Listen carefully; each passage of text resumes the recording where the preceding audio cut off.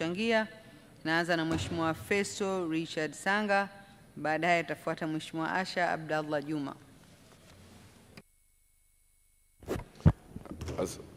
Asante Mheshimiwa Mwenyekiti kwa kunipa nafasi niweze kuchangia mswada huu ambao uko mbele yetu. Kwanza nitumie nafasi hii kumpongeza Mheshimiwa Waziri na timu yake yote kwa kuleta mswada huu na mabadiliko haya ambao sisi kama kamati tumeyapitia na tumeona ni vitu ambavyo vina maslahi kwa ajili ya taifa letu. Kwa hiyo nitumie nafasi hii kumpongeza sana Mheshimiwa Waziri, Naibu Waziri, lakini pia nimpongeze Katibu Mkuu kakaangu Anthony Sanga kwa kazi kubwa ambayo anaifanya. Tangu ameingia wizara hii tumeona revolution, tumeona mapinduzi akiyafanya, na moja wapo ni vitu kama hivi ambavyo vina maslahi mapana kwenye taifa letu. Mheshimiwa Mwenyekiti, mimi nitaomba nizungumze mambo machache. La kwanza niunge mkono hoja mabadiliko yote sisi kamati ambayo tumeyapendekeza. Lakini pia ninapongeza kwa sababu haya pia yanaenda kuungana na ilani ya Chama cha Mapinduzi ya mwaka 2025-2030 ukurasa wa namba 27 ambao pia namba 26 ambao umejikita katika kuelezea namna gani serikali imejipanga katika kuboresha eneo la makazi na real estate kwenye nchi yetu. Sasa mawazo yangu yatakuwa kwenye eneo kwenye eneo la kwanza kwenye ibara ya 18 kwa maana uteuzi wa rais wa DG au mkurugenzi mkuu wa National Housing. Sisi kama kamati tumeliona hili ni jambo kubwa sana. Kwanza kwa sababu linakuwa linaweka check and balance ndani ya wizara, kwa maana waziri hahusiki kabisa kwenye uteuzi wa mkurugenzi mkuu. Lakini la pili, tunafanya taasisi hii, tunafanya shirika hili liwe huru kwenye utendaji kazi wake, usiweze kuingiliwa kimaamuzi na waziri, labda kwa uhitaji husika, lakini sio kwa utaratibu. Lakini pili, sifa ambazo tumeziainisha hapa za kuhakikisha kwamba mkurugenzi mkuu anayeteuliwa angalau ni mkurugenzi ambaye ana uzoefu ambao unaendana na maeneo ya real estate, lakini sekta ardhi na mambo ya sheria, lakini pia ni mtu ambaye anaujua mambo ya uchumi. Tumefanya hivi ili kuhakikisha kwamba tunapata mkurugenzi ambaye ni aggressive, kutokana na kwamba sekta hii ya real estate au sekta hii ya ujenzi kwenye shirika kama la National Housing inahitaji mtu ambaye yuko current, mtu ambaye pia anaweza kupambana na soko. Kwa hiyo nitumie nafasi hii kuunga mkono maoni haya, na kwamba sasa ni fursa nzuri kwamba tunaenda kupata viongozi ambao watakuwa na tija. Na tunaamini pia hata mkurugenzi ambaye tuko naye sasa anafanya kazi kubwa sana na ni nzuri sana, na ni mtu ambaye kwa kweli tangu ameingia kwenye shirika hili tunaona revolution, tunaona mapinduzi, kwamba shirika lina vitu ambavyo linavifanya kwenye utendaji kazi wao.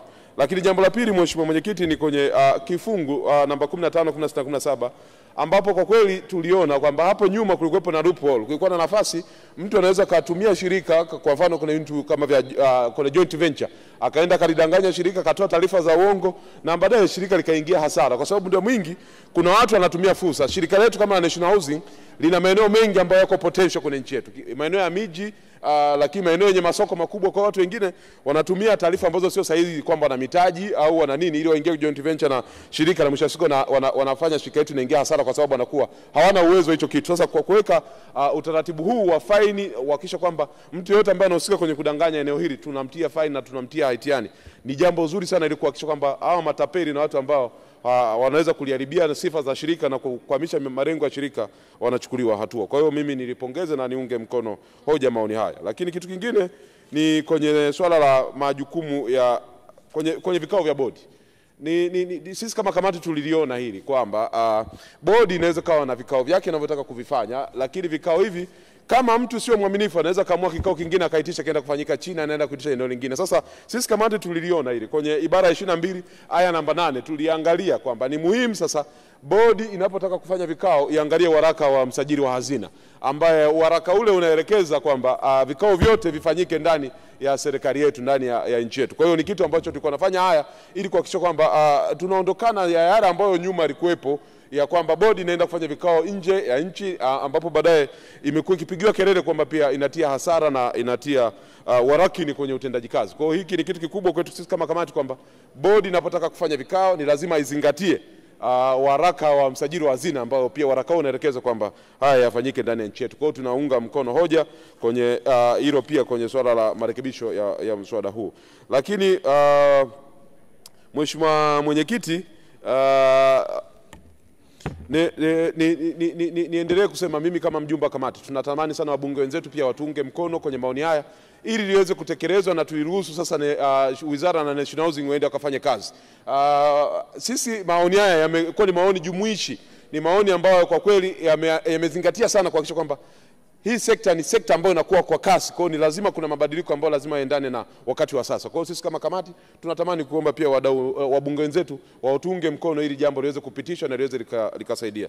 Baada ya kusema hayo, Mheshimiwa Mwenyekiti, niseme ninaunga mkono hoja na ninamtakia kila laheri Mheshimiwa Waziri na ninawatakia kila laheri National Housing, tukiamini kabisa kwamba mnaenda kuwa aggressive kwenye soko, lakini pia mnaenda kuhakikisha kwamba mnaenda kufanya mabadiliko yale ambayo Chama cha Mapinduzi kimefanya kwenye mkutano mkuu na kuelekeza kwamba kwenye ilani ya mwaka 2025-2030 kinaenda kuboresha makazi ya watu, kinaenda kuboresha upatikanaji wa nyumba nafuu, upatikanaji wa nyumba ambazo ni Watanzania wengi ambao wana uhitaji wa nyumba hizi. Lakini pili, tunatamani vile maeneo ambayo yamekuwa yakikaa muda mrefu au nyumba za National Housing ziko muda mrefu hazifanyi kazi, hasa kuhakikisha kupitia mabadiliko haya mtaenda kufanya shirika hili ni shirika kinara, na kwa sababu pia National Housing inaendesha kibiashara, tunatamani sana kwamba shirika letu liweze kufanya kazi, na ndio maana kuna maeneo, kuna ibara hapa tumeweza kufanya mabadiliko kwamba uwekezaji kwenye bodi usimsubirie waziri.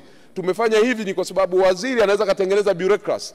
Bodi wakati naona kwamba soko sasa linahitajika, hadi kamwandikie waziri hadi akarudisha mchakato huo, sio leo. Inawezekana ile soko linaweza kumepita na wakati. Ndio maana kwenye mabadiliko hapa tumeruhusu bodi ifanye uwekezaji bila kufanya consultation kwa Mheshimiwa Waziri, ili bodi iwe aggressive kwenye matumizi yake na uamuzi ambao unaofanya kutokana na hitaji la soko. Lakini pili, kupunguza bureaucracy kwenye maamuzi ambayo shirika linataka kuyafanya, ambao kwa sababu linajiendesha kibiashara ni lazima liendane na wakati, ni lazima liendane na soko, na ndio maana tunatengeneza mazingira yote kuhakikisha kwamba sasa visingizio kwenye National Housing vitakuwa havipo, kwa sababu watakuwa na maamuzi huru. Kwa hiyo niwatakie kila laheri watumishi wa National Housing, na kimi nitakie kila laheri wizara yetu kuhakikisha kwamba tunafanikisha hili, na pia tunamuunga mkono Mheshimiwa Rais kwenye kazi kubwa aliyokusudia ya kubadilisha sekta ya ardhi nchini, hususan kwenye real estate ambayo sisi kwa taifa letu National Housing wana nafasi kubwa kwenye hili. Mheshimiwa Mwenyekiti, nakushukuru sana na niunge mkono hoja maoni ya kamati yetu. Asante. Asante sana Mheshimiwa Festo Richard Sanga kwa mchango wako huo ambao umebainisha faida za mswada huu.